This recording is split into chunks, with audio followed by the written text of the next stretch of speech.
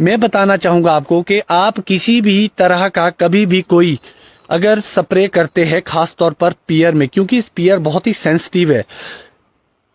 सबसे पहले कोई भी घोल आप करना चाहते हैं तो उसको पहले आप लगभग 1 लीटर के सोल्यूशन में घोल कर चेक कीजिए और उसको स्प्रे कर दीजिए एक ब्रांच में।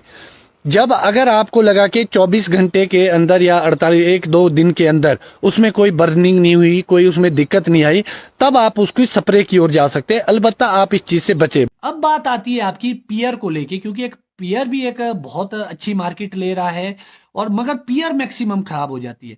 सबसे पहला कार्य तो इसमें सर्दी में हो जाता था कि अच्छी प्रूनिंग लाइट के ध्यान रखें, क्योंकि इसकी टहनियां आपस में जब विंड के साथ चलती है तो उसमें रस्टिंग पियर की बात आती है। दूसरी बात आती है कि जो आप अभी एचएमओ डालेंगे, चाहे आप सिल्वर टिप के आसपास या हाफ इंच ग्रीन के आसपास पियर में आप एचएमओ 4 लीटर 200 लीटर पानी में आप स्प्रे कर सकते हैं। उसके साथ भी कुछ मिक्स करने की जरूरत।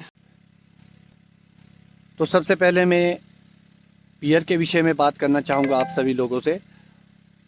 बहुत सारे फ़ोन कॉल मैसेजेस इसी के रिगार्डिंग ज़्यादा आ रहे थे। पियर में आपकी रस्टिंग आती है, किन किन कारणों से आती है। तो बागवान भाइयों, आज हम नाशपाती से शुरू करेंगे। तो जो नाशपाती है, पियर का विषय है। अगर आप देखेंगे आजकल पेटल फॉल के बाद आपकी नाशपाती थोड़ी ऊपर से घूम गई होगी, तिरछी हो गई होगी। तो तिरछी होने का मतलब क्या है? तिरछी होने का मतलब है जो दो बड़े रीज़न है रस्टिंग के पियर में। एक छोटा सा इंसेक्ट रात के वक्त आता है और उस पियर को पीछे से खुरच लेता है। 1-2 जगह से जैसे ही खुरचेगा आपकी पियर लगभग ऐसे ऐसे आकार की, धनुष आकार की बन जाएगी। तो इसका मतलब आपका फ्रूट डैमेज हो चुका है और वो रस्टिंग आ चुकी है उसमें, और वो ख़राब हो चुका है और वो बी ग्रेड बन चुका है।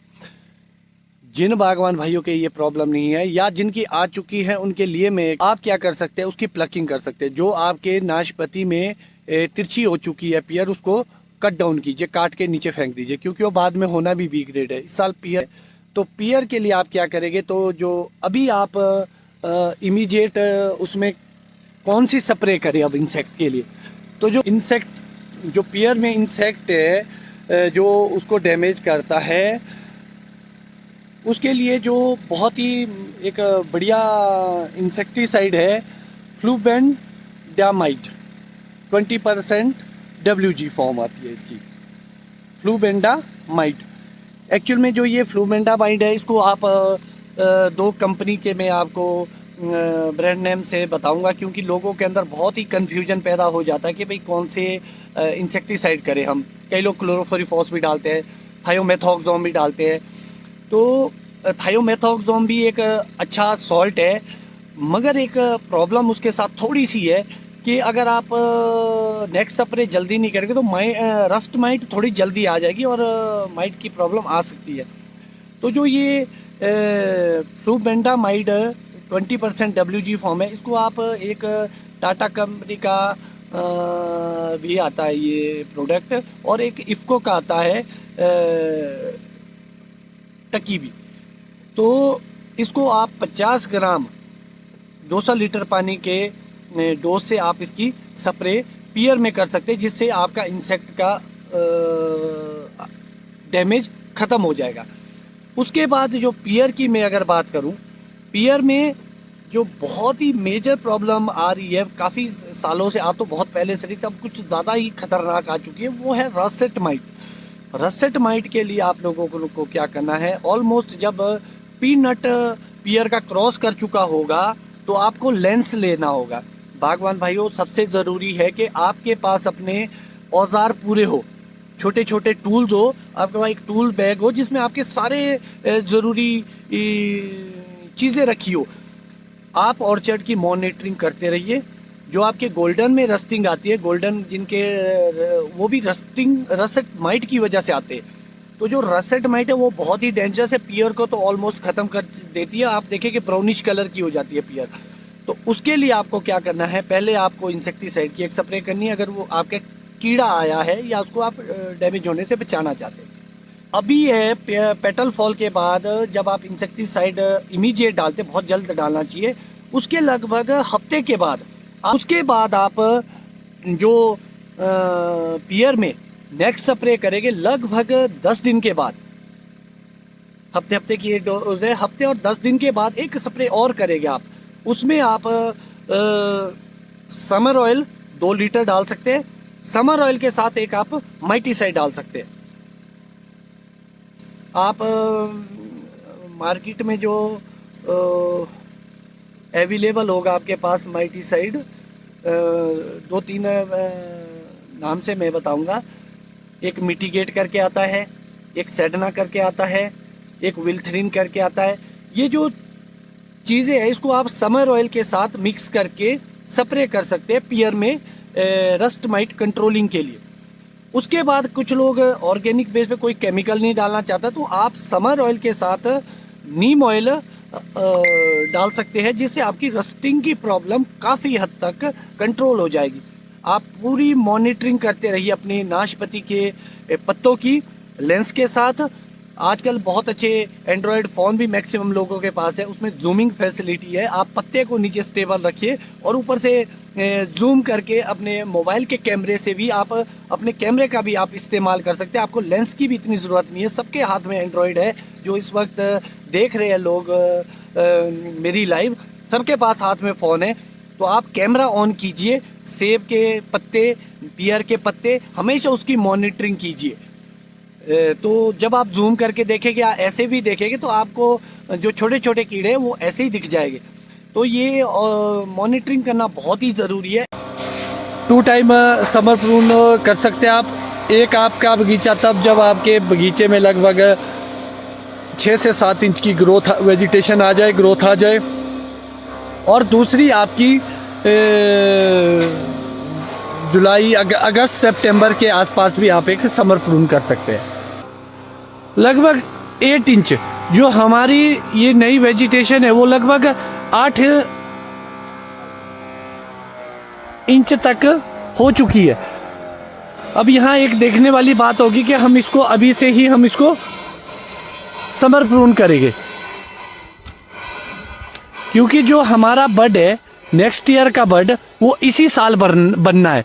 तो अगर आप इसको यहाँ से कट करते हैं तो जो यहाँ पर नया बड बनेगा वो अभी से ही मैच्योरिटी की ओर जाएगा।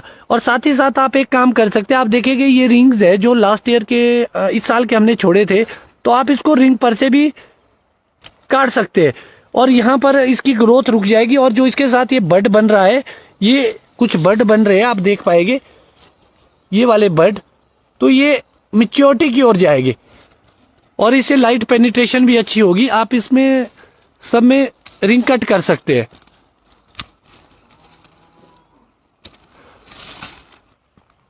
और दूसरी बड़ी बात होगी पियर को लेके, कि पियर में भी आप इसी तरीके से आप समर प्रून कर सकते हैं, क्योंकि पियर की वेजिटेशन तो ऑलमोस्ट 1 फीट को क्रॉस कर चुकी है।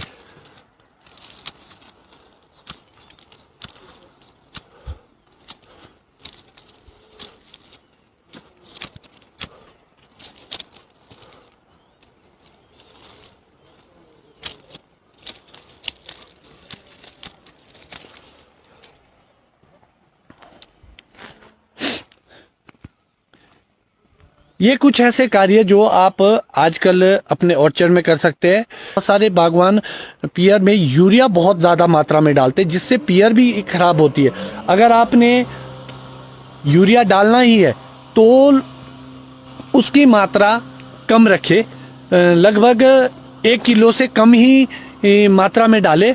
और अगर मैं रिकमेंड करूँगा तो मैं तो ये बताऊँगा कि सिर्फ ½ kg करिए।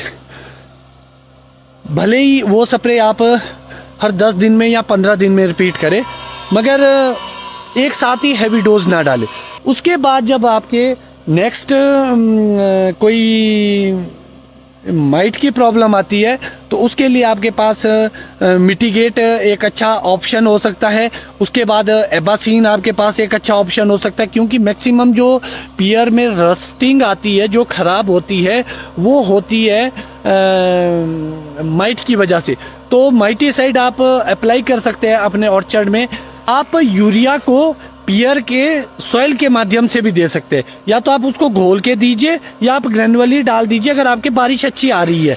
पियर में सफाई के लिए आप क्या कर सकते हैं, उसमें जो सबसे और महत्वपूर्ण स्प्रे होती है उसके लिए आपको थोड़ा अलग शेड्यूल अपनाना पड़ता है। उसमें आपका जो सबसे बड़ा ध्यान रहेगा वो रहेगा कैल्शियम और बोरॉन का। जो भी आप कैल्शियम उसमें डालेंगे विद बोरॉन डालना। और ये स्प्रेज आपको मैक्सिमम